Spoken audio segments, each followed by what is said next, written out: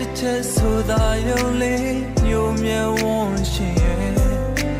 မင်းပေးသွားတဲ့ရင်ဝေဒနာလေးစက္ကန့်၍များပါပဲကလေးငယ်လိုလာမှုများစွာနဲ့တောင်းခံသူကို